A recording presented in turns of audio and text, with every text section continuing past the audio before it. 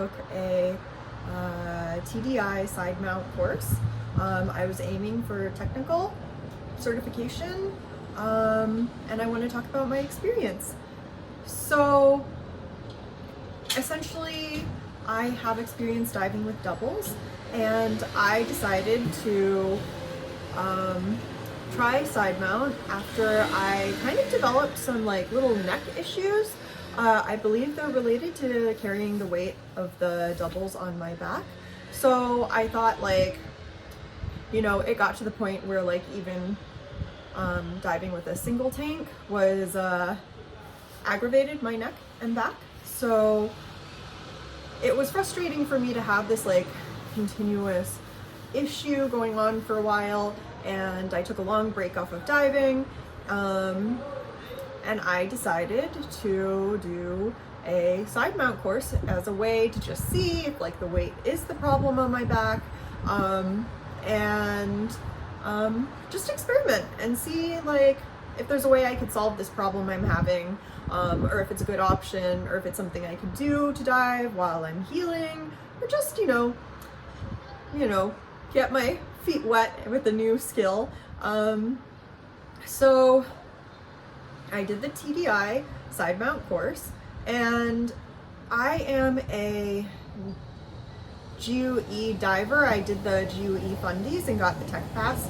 So I do have experience when it comes to like finning techniques, and basic like, you know, like S drills, and I'm very comfortable underwater. So I thought personally that this course would be a breeze. And for the most part it was. Almost every single aspect was pretty breezy, at least underwater, for the skills. But there were a few things that were so frustrating, like, you know, at one point I literally did start crying underwater, actually, because I was so frustrated. But thankfully I went in the next day, I gave it another shot, and everything was perfect. You know, I just needed to go home and think about it and sleep on it. But connecting your equipment at the surface. So I am diving, I did this course in Dahab, Egypt, and I am diving mostly shore dives. So that means you have to put on the cylinders at the surface of the water when you walk in. So there are some waves you have to deal with while putting this, while attaching the cylinders and everything. So that was like a big bitch. That was like hell, honestly. I think with time and practice and having like the right setup, it will be less frustrating.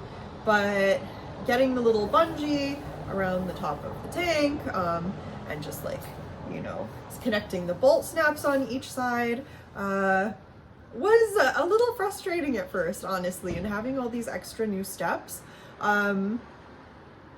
really did feel like a hassle. So that was one of the things that I struggled with a little bit. Of course I got it. Of course it's something that you just need practice with and you can get like that. But be prepared to struggle with these bungees and bolt snaps a little bit. The other thing I really struggled with, the thing that made me cry underwater, which is ridiculous, you know, I have experience with the long hose and clipping and unclipping to the D-ring on my harness. Like, I have experience clipping and unclipping things, you know, my SPG, I always clip and unclip, you know, so look at it. But for some reason, these cylinders, unclipping and clipping with one hand, was very challenging for me the first day, to the point where I felt like it was the most difficult thing I had ever done in my whole life. And they do say that like the length of the bolt snaps, like depending on how large of a person you are, the bolt snaps can be bigger or smaller depending on your size and depending on how much like hip area you have that the harness is going to be resting on. So that affects like the length of the bolt snaps, affects like the whole symmetry and you know, how the cylinders rest on your side. So you want them to be like really parallel and not like lifting in the back or anything like that. You want them to be as horizontal to your body as possible. So in order to do this for a smaller person, you need smaller bolt snaps. And that can prove, I think, a little bit of a challenge for the smaller person that's clipping and unclipping them. So the first day, like, I tried to clip and unclip these things, you know, to do the skills like winging and gunning. I could not unclip them. Like, I could not. And I just kept trying and trying and trying and trying, and I could not do it. But the thing that helped me with that was just, I tried at one point to use my second hand, like, so you're unclipping with one hand, and I would use my other hand to try to like feel the shape of the bolt snap and the ring with my other hand as like eyes, so I can unclip it. And I told this to my instructor, and he said, no, don't use both hands. And I'm like, but I need it to see with. And he was like, use your other hand to see with, just use one hand to see. So I did that. I really slowed down and felt what was going on the next dive. And I was able to clip and unclip perfectly. All I needed to do was slow down and just use my hands as eyes.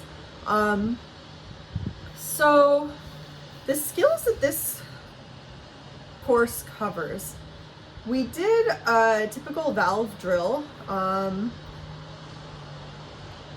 you know, like where you essentially like shut down the cylinder that you're breathing from, and then you switch regulators, and then you open the cylinder that you were breathing from, and then you do the same thing on the other side. So we did do that. We did do the S drill and sharing air. If you have any familiarity with like GUE, if you've ever done a GUE fundies course, this S drill should be something you're familiar with. I had to remove the mask and access the backup mask. So I removed my my mask, and then you can't see anything, obviously, and then you have to retrieve your backup mask from the back pocket, you know, like clip the little pocket, the little butt pocket to your D-ring, take out the mask, put it on the new one. Yeah, so that's one of the skills you had to do. Let's see.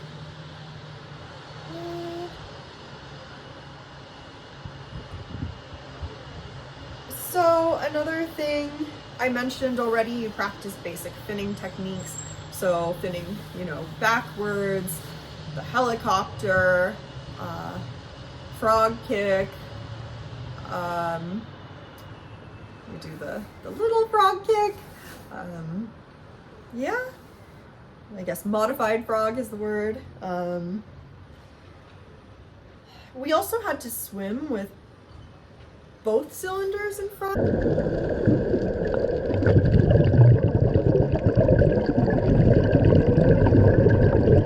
So you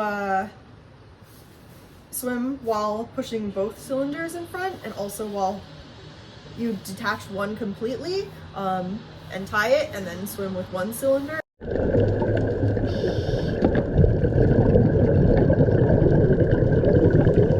In front of you.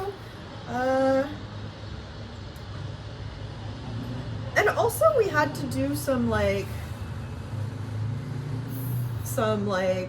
worst case scenario things, where one was what to do if your LPI is stuck. So, and like your wing is inflating, and you're being taken up. So how do you handle that situation? So essentially, you know, the instructor pressed my the button on my LPI, which by the way is up here, my low pressure inflator hose. So he pressed the button to inflate continuously, and I had to pull my dump valve in the back and just keep holding it while shutting down the cylinder that the LPI is connected to. And then once that is shut down, in my case it was the one I was breathing from, so once that is shut down, you need to switch regulators, and then you disconnect the LPI. You disconnect it so there's no danger of it, you know, inflating. So that was the drill we did. And yeah, overall, actually, I didn't get to do the technical part of the diving course per se, so I only got the Sidemount certification.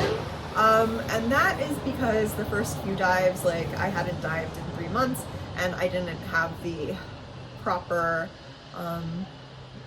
like, I literally needed to double hood not to be freezing. So the first 2 dives, I was so cold, we couldn't finish all the skills in time. And then I really struggled with the clipping and unclipping.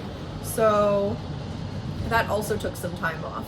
Like, if I had had an extra day to do the course, I would have done technical no problem, but I had to leave because I was coming to here, Germany. So I had to get out, unfortunately, and didn't get the experience. I wanted to do more diving side mount, but I will say the thing that I loved most is that my back and my neck felt freaking great. They felt awesome after the dive. Like, I was like, holy moly, like, people would see me. I did a single tank dive a few days before that, and I went to a cafe that I go to a lot, and the guy that works there was like, oh my god, what happened to you? You're walking like, you know? So I did not have that feeling at all with side mount, which is fantastic. Like, I really do want to improve. I do see the benefits of using, you know, doubles for technical diving over side mount, especially. I think the configuration is more convenient. And also, if you're exiting or entering the water, doubles is just a lot more simple, you know? But I definitely want to continue with side mount just because of the relief I felt on my neck and my back. And yeah, it is, I almost feel like it's even more complicated than the whole, like, you know, doubles setup. I mean, maybe that's me because I'm used to it, but like, even with like a canister light and everything, you know, with all these different cords that you have to manage in doubles, I almost felt like it's even more to manage in side mount. So that's another thing to keep in mind. And it's the most, I think, using your hands and feeling where things are, you know, and using your hands to see that I've ever done before. So yeah, that was my impression. I really loved the course. Maybe I'll splice in a few videos through this. But yeah, let me know if you have any questions about it. I really enjoyed it. I definitely recommend it. At the very least, you could get some cool, you know, photos and videos and look super awesome in the water, that you don't really get anywhere else. So yeah, I hope that you have a wonderful journey if you're thinking of dipping your toes into side mount. And thank you for watching. Bye.